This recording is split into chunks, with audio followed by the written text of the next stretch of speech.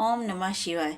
14 दिसंबर 2024 सोमवार, मार्गशीर्ष मास का महाआद्र नक्षत्र। इस दिन का शिव भक्तों के लिए अत्यंत महत्व है, क्योंकि यह वही पावन दिन है जब भगवान शिवलिंग स्वरूप में भगवान ब्रह्मा और विष्णु के समक्ष प्रकट हुए थे।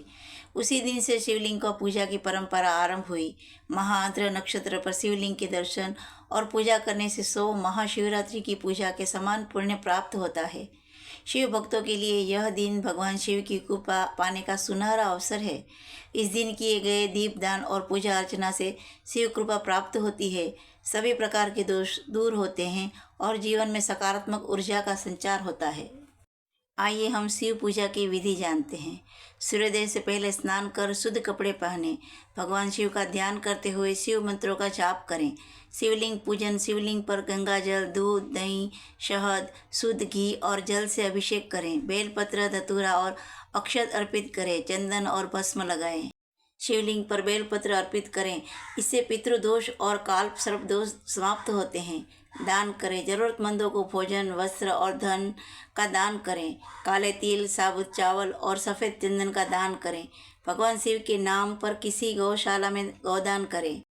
पंचमुखी या एकमुखी रुद्राक्ष धारण करना इस दिन बहुत शुभ होता है।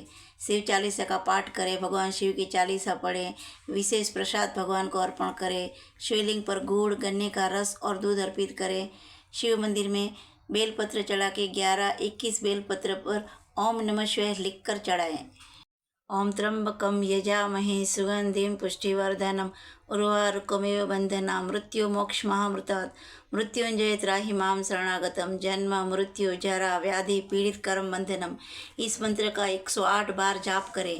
महामृत्युंजय मंत्र का जाप रोग, भय और अकाल मृत्यु से मुक्ति दिलाता है। अगर आपको बोलने में परेशानी हो रही है तो आप इस मंत्र का जाप सुन भी सकते हैं। पंचाक्षर मंत्र ओम नमः शिवाय।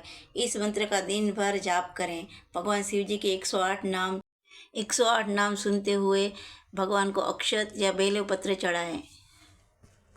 पूजा के बाद भगवान को नैवेद्य अर्पण करें। नैवेद्य में फल, मिठाई, दूध की खीर अर्पित करें।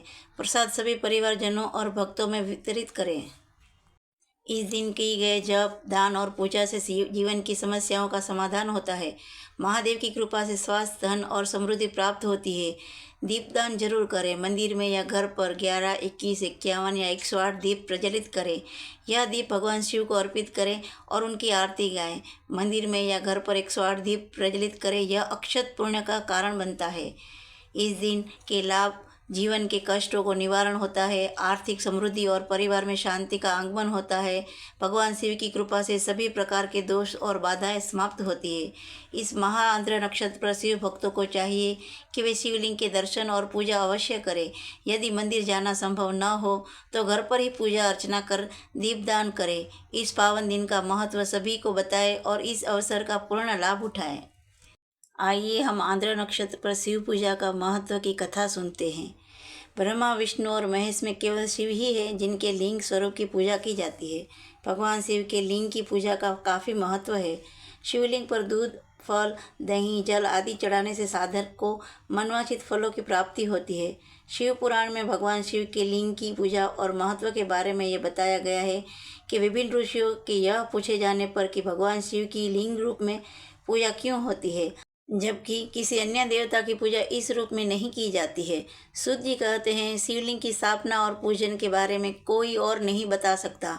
भगवान शंकर ने स्वयं अपने ही मुख से इसकी विवेचना की है। इस प्रश्न के समाधान के लिए भगवान शिव ने जो जो कुछ कहा है और उसे मैंने गुरुजी के मुख से जिस प्रकार सुना है उसी तरह वर्णन करूँगा। एकमात्र भगवान शिव ही ब्रह्म रूप होने के कारण निष्कलंक, निराकार कहे गए हैं। रूपवान होने के कारण उन्हें सकल भी कहा गया है, इसीलिए वे सकल और निष्कल दोनों हैं।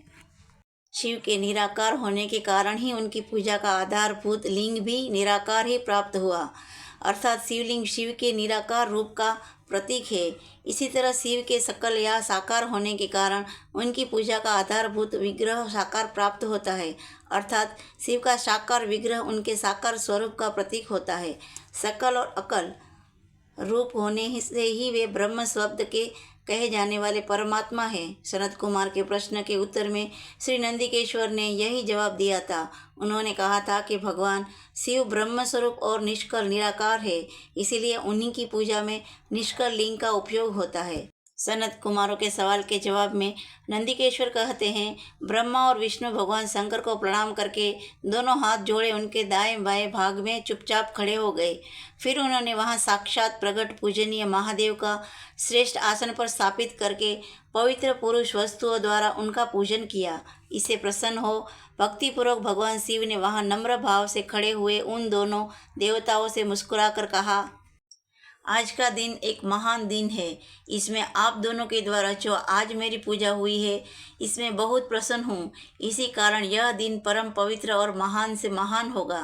भगवान कहते हैं, पहले मैं जब ज्योतिमय स्तंभ रूप से प्रकट हुआ था, वह समय माघशीष मास में आंध्र नक्षत्र से युक्त पूर्णमासी या प्रतिपदा है।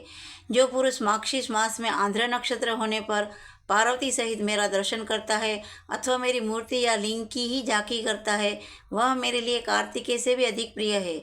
उस शुभ दिन को मेरे दर्शन मात्र से पूरा फल प्राप्त होता है। वहाँ पर मैं लिंग रूप में प्रकट होकर बहुत बड़ा हो गया था। उस लिंग के कारण यह भूतल लिंग स्थान के नाम से प्रचलित हुआ। यह लिंग सब प्रकार के भोग सुलभ कराने वाला तथा भोग और मोक्ष का एकमात्र साधन है। इसका दर्शन, स्पर्श और ध्यान किया जाए तो यह प्राणियों को जन्म और मृत्यु के कष्ट से छुड़ाने वाला है। इस प्रकार शिव जी ने अपने मुख से शिव पुराण में ये कथा कही है कि माघशीष मास में आंध्र नक्षत्र होने पर जो मेरी पूजा करेगा वो मुझे कार्तिकेय से भी अधिक प्रिय है। तो आप सभी भी इस साल यह पर्व 16 दिसंबर सोमवार को है, तो शिव जी की पूजा जरूर करें, उनका कथा का श्रवण करें, दीप प्रज्वलित जरूर करें। ओम नमः शिवाय। ओम नमः शिवाय। अगर आपको ये वीडियो अच्छा लगे तो इसे अपने परिवार और दोस्तों के साथ ज़रूर शेयर करें।